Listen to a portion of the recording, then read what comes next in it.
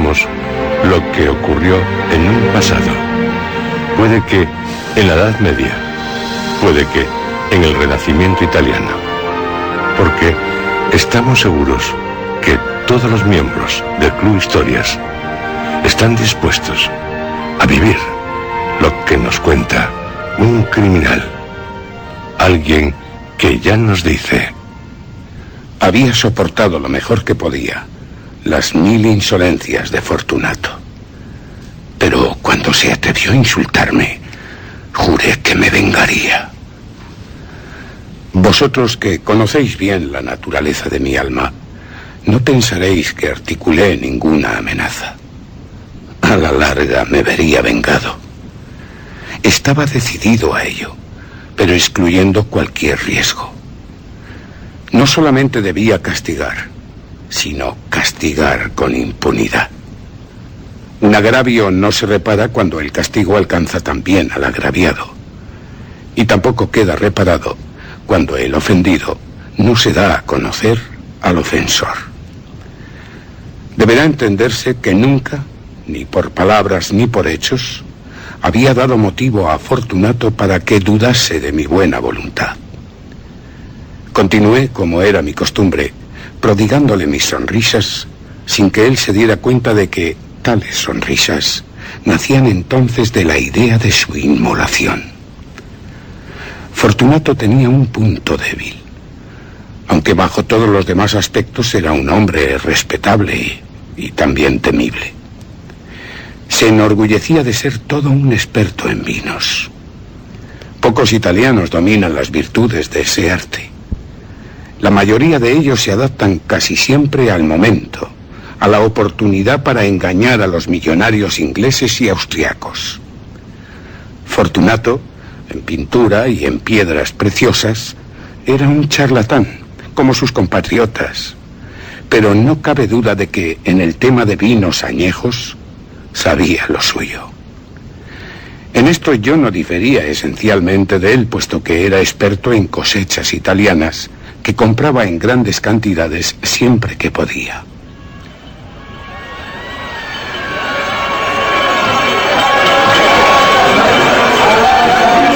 Una tarde, ya a la hora del crepúsculo, cuando el carnaval alcanzaba su máxima locura, me encontré con Fortunato, que me saludó con gran cordialidad debido a que había bebido mucho. Estaba vestido de bufón. Llevaba un traje ceñido y partido en 2 mitades, y cubría su cabeza con un cucurucho con cascabeles. La verdad es que me alegré mucho de verle, tanto que me pareció que no sería capaz de dejar de estrecharle la mano. Ah, mi querido amigo, qué suerte haberte encontrado. ¿Y qué aspecto el tuyo, Fortunato? Inmejorable. Y por cierto... ¿Sí? He recibido un barril de vino. Dicen que es amontillado, pero tengo mis dudas. No sé si lo es. ¿Cómo? ¿Un barril de amontillado? ¿Un barril, dices? No es posible. Y en pleno carnaval. Por eso tengo mis dudas de que lo sea, Fortunato. Y he sido lo bastante tonto como para pagarlo sin consultarte antes. No pude encontrarte y temí perder la ocasión de hacer un buen negocio. ¡Amontillado! Te repito que dudo... ¡Amontillado! Quisiera asegurarme. ¡Amontillado! Ahora iba a casa de Lucchesi. Tú, como pareces tan ocupado, si alguien entiende de vinos es Lucchesi. Él me dirá... ¿Lucchesi? Lucchesi es incapaz de distinguir entre un amontillado y un jerez. Pero hay tontos que, como catadores, pueden rivalizar contigo. ¿Conmigo? ¿Lucchesi? Anda, vamos ya. ¿A dónde? ¿A tu bodega? Oh, no, Fortunato, amigo mío. No está en mi ánimo el abusar de ti. Te veo disfrazado. Seguro que estás invitado. No estoy invitado. Así que vamos. Pero pareces acatarrado. Y en mi bodega hay una humedad insoportable. Hay salitre por todas partes. Figúrate. No me importa, no me importa. Vamos. Este catarro no es nada. Amontillado. Te han engañado. Y en cuanto a Lucchesi, repito, no distingue un jerez de un amontillado. Vamos, vamos. Fortunato me cogió del brazo mientras gruñía algo. Me puse un antifaz de seda negra y, envolviéndome en una capa, dejé que me arrastrara a mi palacio, a mi palazzo, como él decía. No había sirvientes en mi hogar. Todos celebraban el carnaval. Les había dicho que no regresaría hasta el amanecer, dejándoles bien claro que no deberían moverse del palacio. Bastan tales órdenes, como muy bien sé, para que hagan todo lo contrario en cuanto se les da a la espalda. Saqué 2 antorchas de sus soportes. Una se la entregué a Fortunato. Le dirigí a través de varias estancias hasta el vestíbulo que conducía a la bodega. Una larga escalera de caracol, rogándole que me siguiera con mucho cuidado. Y alcanzamos el suelo húmedo de las catacumbas de los Montresor. Fortunato caminaba con pasos tambaleantes, sonándole los cascabeles de su gorro. ¿Y el barril? Un poco más allá. Pero observa cómo brillan esas telarañas blancas en todas las paredes. ¿Telarañas? Se volvió hacia mí y miró mis ojos con los suyos. Eran como 2 bolas vidriosas preñadas de embriaguez. Salitre. Sí, salitre, Fortunato. Pero dime, ¿desde cuándo tienes esa tos? El ataque de tos le impidió responderme al momento. No es nada, amigo.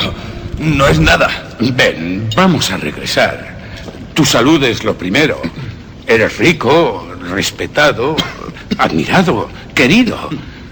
Eres feliz, Fortunato, como también lo fui yo en otro tiempo. Se sentiría mucho tu pérdida, no la mía.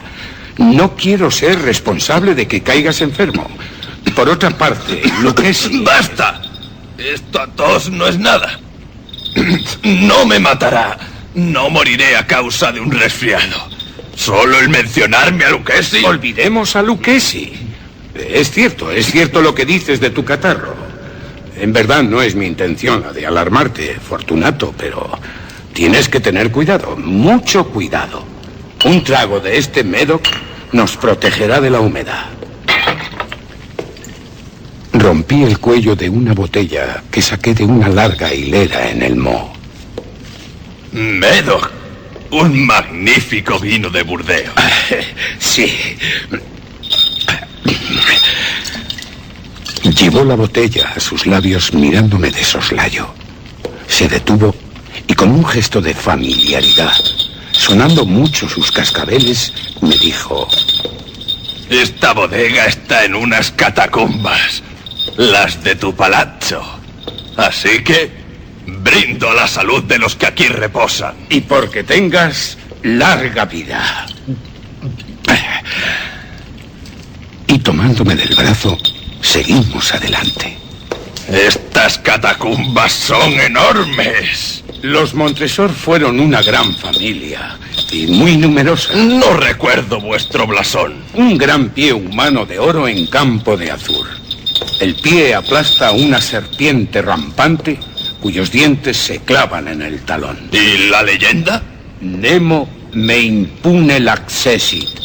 Nemo me impune l'accessit. Nadie me hostiga impunemente. Hermosa leyenda. Es de Escocia. Ya.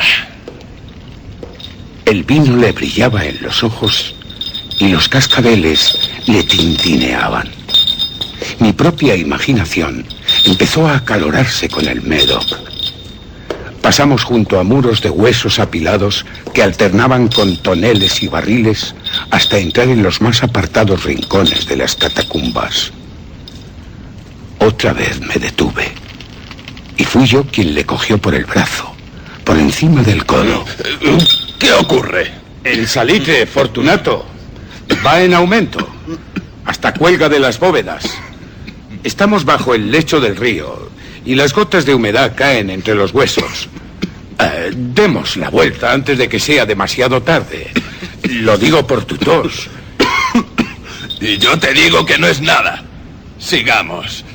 Pero antes, bebamos otro trago de Médoc. Rompí el cuello de una botella de De Greve. ¡Dame! Se la está bebiendo de un trago. Y sus ojos se iluminan con una luz brillante. Y ahora tira la botella. Y se echa a reír. ¡No comprendes! Pues no, Fortunato. Has tirado la botella con un gesto que no sé cómo interpretar. Parece un movimiento grotesco. Está claro que no comprendes. No comprendo. Entonces, no eres de la hermandad. ¿Qué? ¡Que no eres masón! Oh, sí que lo soy. ¿Tú? ¿Tú masón? ¡Imposible! Lo soy. Muéstrame algo para que me lo pueda creer. Mira lo que tenía entre los pliegues de mi capa. Una paleta de albañil. ¿Bromeas? Vamos a por el amontillado. Sea. Ofrecí otra vez mi brazo a Fortunato, tras guardar la paleta de albañil bajo la capa. Continuamos. Él apoyándose pesadamente en mi brazo en busca del amontillado. Pasamos varios arcos muy bajos. Descendimos más aún y llegamos a una profunda cripta en la que la impureza del aire apenas permitía fulgurar a las antorchas. Al fondo de la cripta había otra menos espaciosa. Los muros estaban cubiertos de restos humanos apilados hasta la misma bóveda, como en las grandes catacumbas de París. 3 lados de esta segunda cripta estaban todavía decorados así, pero del cuarto se habían caído los huesos y estaban esparcidos por el suelo, formando en una parte como una muralla de cierta altura. Dentro del muro que quedaba expuesto por el desplazamiento de los huesos, había aún otro hueco de poco más de 1 metro de profundidad, 1 metro de anchura y unos 2 de altura. No parecía haber sido construido para un uso especial. Se trataba de una simple separación entre 2 enormes pilares que sostenían el techo del subterráneo. Su fondo era el mismo sólido granito que circundaba el lugar. En vano, Fortunato, adentrándose en el hueco de su mortecina antorcha, pudo escrutar la profundidad del nicho. Apenas veo. Pasa. Dentro está el amontillado. ¿Ahí? Sí, ahí dentro. Y en cuanto a Lucchesi... Es un ignorante. Fortunato dio unos tambaleantes pasos hacia adelante, seguido por mí. No tardó en llegar al extremo del nicho, donde se detuvo estúpidamente pasmado. En un instante lo dejé encadenado al granito. Había en la roca 2 argollas de hierro separadas horizontalmente, a unos 2 pies una de la otra. De una de ellas colgaba una corta cadena y de la otra un candado. En unos segundos le rodeé la cintura y cerré el candado. Se quedó demasiado sorprendido como para ofrecer resistencia. Retiré la llave y retrocedí algunos pasos fuera del nicho. Fortunato, este lugar, no cabe duda, es muy húmedo, por lo que una vez más te ruego que nos vayamos. ¿No estás de acuerdo? Si no lo estás, tendré que dejarte. Pero antes de hacerlo, tendré contigo cuantas atenciones me sean posibles. ¡El amontillado! Ah, cierto, el amontillado. Mientras decía esto, rebusqué entre el montón de huesos. Apartándolos, no tardé en dar con una cantidad de piedras y argamasa. Con estos materiales y con la ayuda de mi paleta de albañil, empecé activamente a amurallar la entrada del nicho.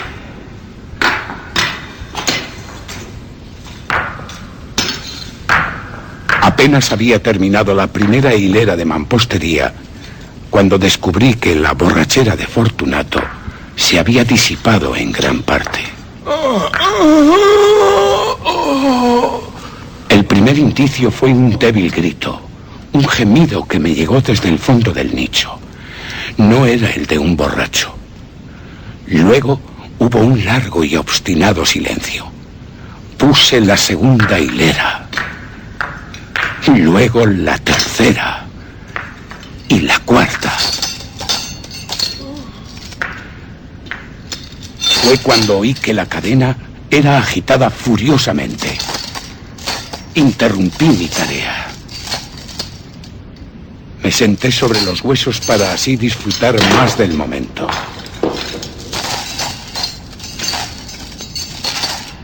Cuando dejé de oír el metálico ruido, tomé de nuevo la paleta. Y acabé sin interrupción la quinta, la sexta, la séptima fila. La pared llegaba entonces casi a nivel de mi pecho. Hice una pausa. Levanté la antorcha por encima de la mampostería, proyectando algunos débiles rayos de luz sobre la figura de Fortunato. Una serie de grandes gritos, agudos alaridos, salieron súbitamente de la garganta del encadenado, lo cual me estremeció. Desenvainé mi espada y empecé a esgrimirla a través del nicho, pero dejé de hacerlo al tranquilizarme tras reflexionar por un instante. Puse la mano sobre el macizo muro de la catacumba y tras palparlo me quedé satisfecho.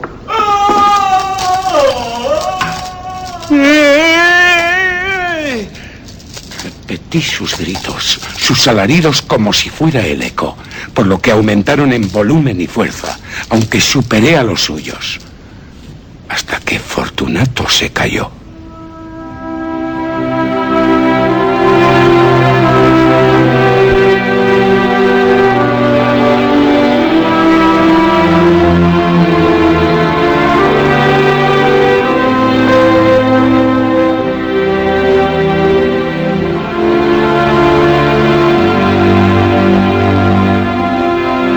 Era ya medianoche y mi tarea se acercaba a su fin. Había completado la octava, la novena y la 10ª hilera. Terminé gran parte de la 11ª y última, quedando por colocar tan solo una piedra. Aunque apenas podía con su peso, la coloqué más o menos en posición. Fue cuando...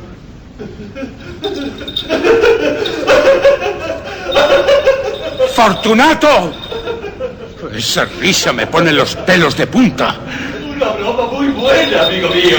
Una broma excelente. Sí, de veras. Extraordinaria. Nos reiremos mucho cuando contemos que... Mientras tomamos el amontillado. ¿El amontillado? Sí. El amontillado. Pero... ¿no se está haciendo tarde? Nos estarán esperando en Palazzo, mi esposa y los demás. Vámonos ya. Sí, por el amor de Dios. No hubo respuesta a mis palabras. Me impacienté y grité: ¡Fortunato! ¡Fortunato! Tampoco hubo respuesta. Arrojé la antorcha por la abertura, dejándola caer dentro del nicho.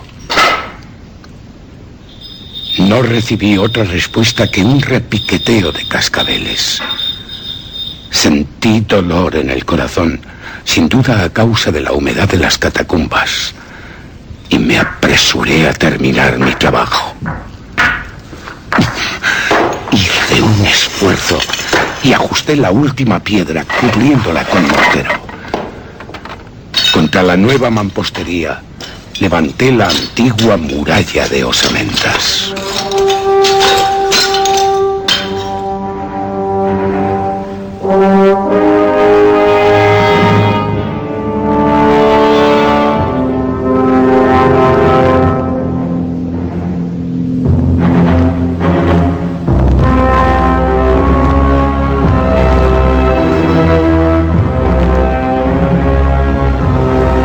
durante medio siglo, ningún mortal ha removido los huesos. Fortunato. Requiescat in pace. Descanse en paz.